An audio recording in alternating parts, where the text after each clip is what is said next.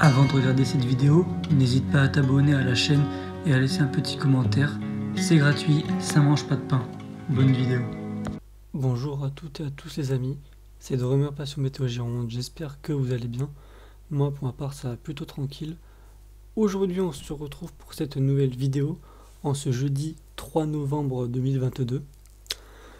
Je reviens sur cette vidéo pour vous refaire le point au niveau de la dépression Denise.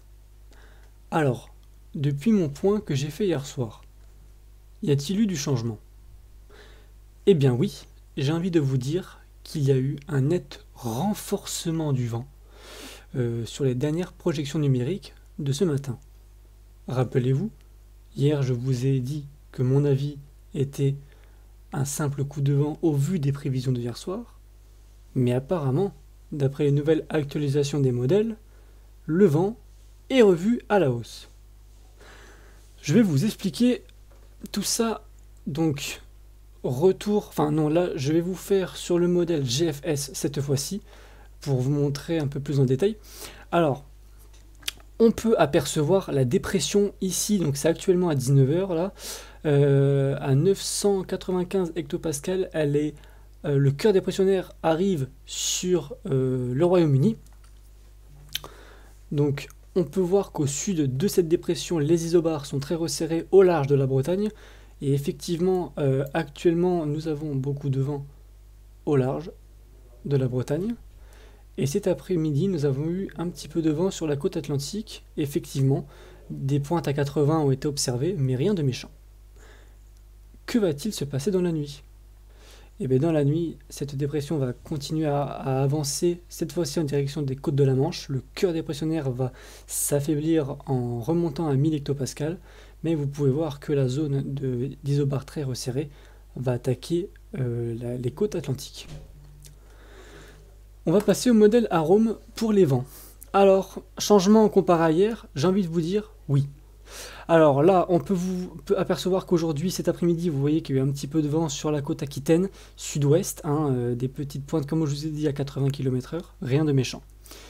Ce soir, donc, c'est le retour au calme, comme vous pouvez voir. Et là, nous pouvons apercevoir le vent qui est en train de se renforcer au large de la Bretagne et qui va bien débouler dans la nuit sur tout l'arc atlantique. Et nous pouvons voir qu'il s'est nettement renforcé comparé aux actualisations de hier soir. Vous pouvez voir que les vents vont bien s'enfoncer cette fois-ci à l'intérieur des terres de la Gironde, des Charentes et également de la Vendée, avec des pointes à 100 km/h localement dans les terres, et vous pouvez voir du violet, 120, 110 près des côtes. Ces vents seront accompagnés d'un front de grains de pluie assez soutenu. Vous pouvez voir, donc ça va se former en cours de nuit au niveau de la Vendée, de la Normandie et de la Bretagne. Et au cours de la nuit, ça va descendre et ça va être assez sévère à mon avis, car il y a un risque orageux assez important et également un risque de tornade. J'y reviendrai tout à l'heure. Donc ce grain va passer avec, donc, je vous l'ai dit, beaucoup de vent dessous et s'évacuer par les Pyrénées. Ensuite, excusez-moi pour l'unification, ensuite, donc là je vous montre une petite carte de Météo Express qu'ils ont fait pour vous détailler à peu près de ce qui va se passer. Vous pouvez voir, donc comme je vous ai dit, 100, 120 sur les côtes et localement à l'intérieur des terres avec un risque d'orage et de la pluie. Donc toute la partie ouest, côte ouest est concernée. Maintenant je vais vous montrer Kéronos, le site qui permet à suivre les prévisions d'orage.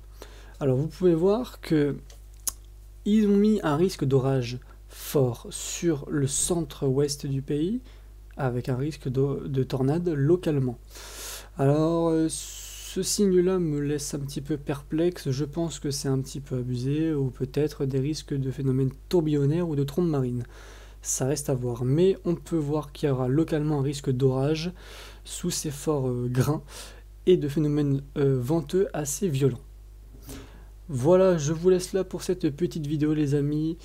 Et bien moi je n'ai plus qu'à vous dire à suivre pour les personnes qui habitent donc dans l'ouest.